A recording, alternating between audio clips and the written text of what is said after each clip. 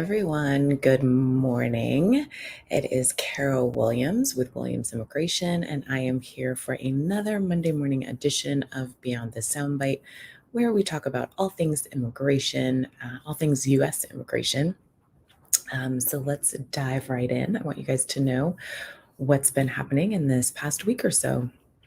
So the first thing I want to talk to you all about are the employment-based green card backlogs and employment-based work authorization backlogs.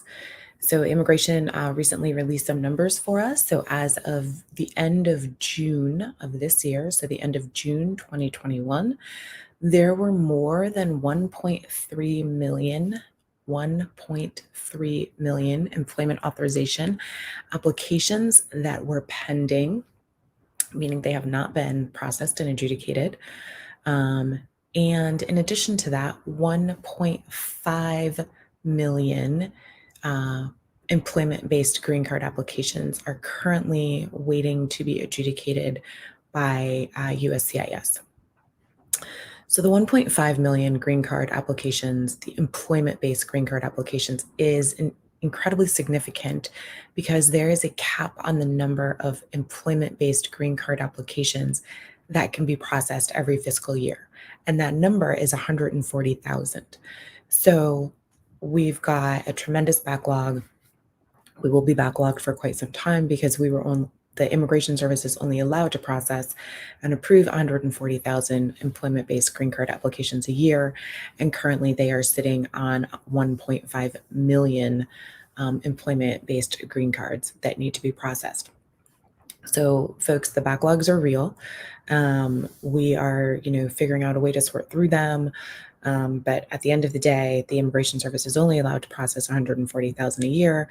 So we are trying to be patient. And I, for one, am applauding any sort of efficiency initiatives that come out of the agency. So hopefully we can get these applications processed as efficiently as possible within the caps. But I did want y'all to know what those numbers were and understand what we are all up against when we file those green card applications.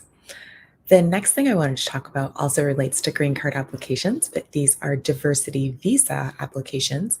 So those folks that were selected for diversity visa year 2022, you all only need to submit your DS-260, which is your immigrant visa application, to the Kentucky Consular Center, otherwise known as KCC.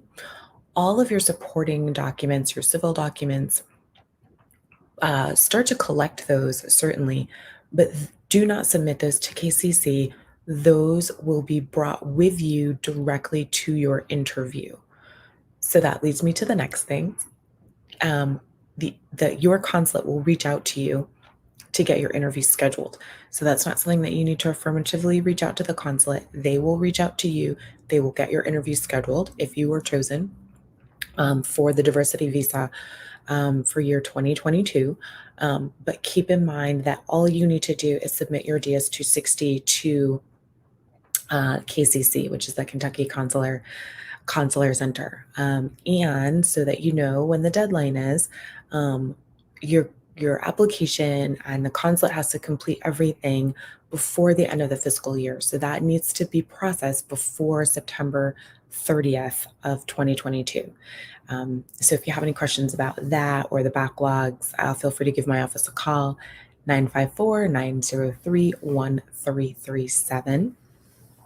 The next thing I want to talk about are the medicals when you're applying for a green card. We've had some movement on the medicals. And so the latest movement on the medicals is the Immigration Service is temporarily waiving the requirement that the medical be signed by the doctor no more than 60 days before you file your green card application. Frankly, with all of the backlogs, this is a way for the Immigration Service to get these applications in the door and make sure that they are complete. And sometimes the medical is simply done more than 60 days for folks that are super, super organized or, just are going down their list of documents that they need to present to the Immigration Service. So as of right now, there is a temporary lift on the requirement that medicals need to be dated within 60 days of filing. That temporary lift on that requirement ends September 30th of 2022. So September 30th of next year, we will most likely revert back to needing to have those medicals signed within 6 months of filing. But right now, that is not the case. So go get your medicals. Let's get them submitted to USCIS, and hopefully that will speed along the process of your green card application. In addition, do not forget that as of now, this is very important, when you are getting your medical, for your green card application, you must show that you have been vaccinated against COVID-19. If there's a reason you are not vaccinated, you need to discuss that with the physician, because you may or may not qualify for a waiver of that requirement. But as of right now, understand that as part of the medical doctor will be asking you whether or not you have been vaccinated against COVID-19, and you must bring proof of that vaccination with you to that medical appointment. So I come bearing a little bit of good news this Monday morning. Some of you know, some of you may not know, so I am here to let you know. Non-essential travel to the U.S. has resumed. Some of you have come in on non-essential travel, meaning vacation or to visit family and friends and loved ones, which is wonderful. So the conversation that will be had when you are entering the U.S., typically that conversation is going to be with a member of Customs and Border Protection. There's going to be one of their frontline officers.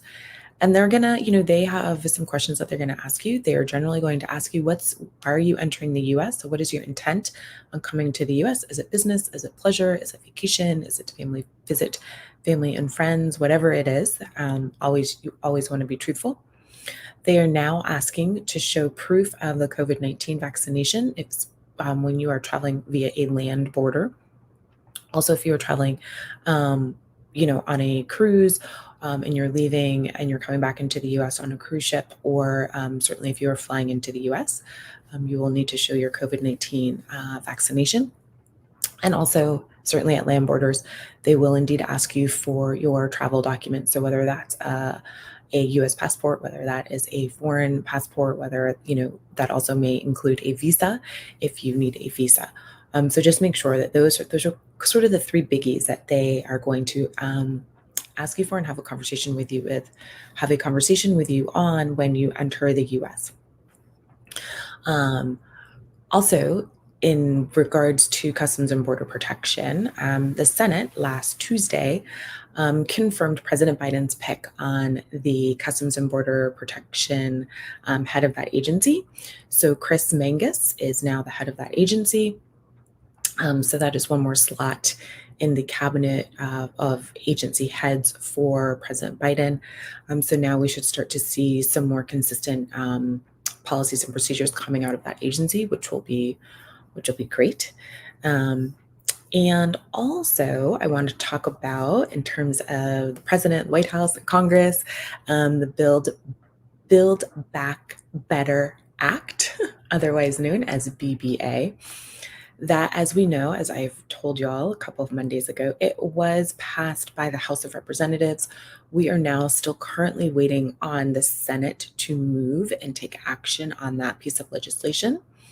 That piece of legislation does include some fairly significant immigration provisions. It includes provisions that will protect undocumented immigrants. It will hopefully give us some reform when it comes to reducing wait times and reducing its backlogs. It potentially will help us recapture some of these visa numbers for green cards that were not used and that were not issued and approved. So hopefully we can recapture some of those numbers, and it should give, frankly, families and businesses a little bit more stability when it comes to planning based around immigration provisions. So we're still waiting for Senate to make a move on that. As soon as they do, I, of course, will let you know. And the last thing I wanted to talk to you about today is really just a brief reminder, and it is the H-1B lottery. a third lottery was run. It was run on November 19th. So if you have not checked your My USCIS account, go back in, definitely check that. You may have been chosen. Your status will say selected. If it does, you have until February 23rd of 2022. So you have until February 23rd of next year to file your H-1B CAP application. So again, this is so super important. Please go back in, check your My USCIS account. If it says that you're selected, you now have the opportunity to file your H-1B application before February 23rd of 2022. If you have any questions about your H-1B application or entering the US, what will happen when you approach a land border or an airport, feel free to give my office a call at 954-903-1337. I am Carol Williams. This is Beyond the Soundbite, where every Monday morning we talk about all things US immigration, what's hot and what's going on. So again, if you have any questions about your immigration case, feel free to pop a note in the comments or send me a DM, or feel free to call my office, 954-903-1337. Have a great Monday and a fabulous rest of your week. Bye all.